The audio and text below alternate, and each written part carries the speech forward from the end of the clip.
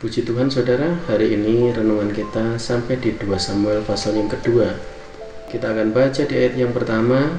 Saya ingin bacakan dalam terjemahan bahasa Indonesia sehari-hari. Setelah itu Daud bertanya kepada Tuhan, "Apakah Tuhan menghendaki aku pergi menguasai salah satu kota di Yehuda?" "Ya," jawab Tuhan. "Kota yang mana?" tanya Daud. "Hebron," jawab Tuhan. Saudara yang dikasih oleh Tuhan, disinilah Tuhan menyatakan rencananya yang besar bagi hidup Daud.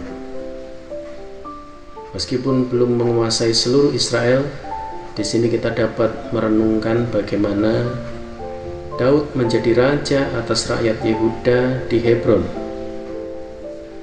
Bagaimana Daud mengawali pengangkatan hidupnya ini? Tanpa mengesampingkan sejarah panjang di belakangnya, Daud mengawalinya dengan dua buah pertanyaan sederhana kepada Tuhan. Yang pertama adalah, apakah Tuhan menghendaki aku pergi menguasai salah satu kota di Yehuda? Dan yang kedua adalah, kota yang mana? Ini dua pertanyaan yang sederhana, yang biasanya cuma membutuhkan satu jawaban sederhana, yang seringkali hanya terdiri dari satu kata, persis seperti bagaimana Allah menjawab pertanyaan Daud saat itu. Tetapi meskipun sederhana, kedua pertanyaan Daud itu sungguh memperlihatkan betapa ia bergantung penuh atas penyertaan serta tuntunan Tuhan di dalam hidupnya. Ia tidak sembarangan dalam bertindak dan lebih memilih bertanya dahulu kepada Tuhan. Bahkan tidak hanya itu, dua pertanyaan sederhana ini juga di sisi lain menunjukkan betapa ia percaya penuh kepada Tuhan. Tidak seperti Musa yang harus bertanya dahulu bagaimana nanti jika begini atau jika terjadi sesuatu ketika Musa ditunjuk memimpin Israel keluar dari Mesir. Ada banyak pertimbangan yang disampaikan oleh Musa. Sedangkan Daud terkesan lebih percaya pada cara Tuhan. Ia tidak bertanya macam-macam soal bagaimana nanti Allah akan menjadikannya raja. Yang ia lakukan hanyalah percaya dan kemudian beranjak ke Hebron, di mana orang-orang Yehuda kemudian mengangkatnya sebagai raja.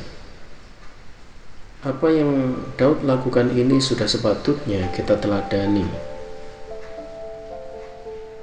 Apakah ketika Tuhan perintahkan kita untuk melakukan sesuatu, kita segera meresponinya, atau kita terlalu banyak pertimbangan sehingga akhirnya kita pun tidak jadi melangkah? Marilah saudara, kita belajar dari Daud.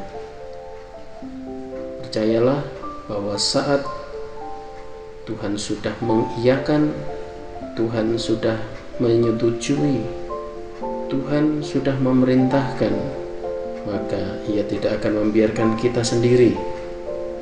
Daripada bertanya macam-macam, marilah kita kedepankan apa yang menjadi kehendak Tuhan, apa yang menjadi ketetapan Tuhan, dan melangkah dengan iman. Karena yang pasti Tuhan pasti akan campur tangan dan ikut bekerja.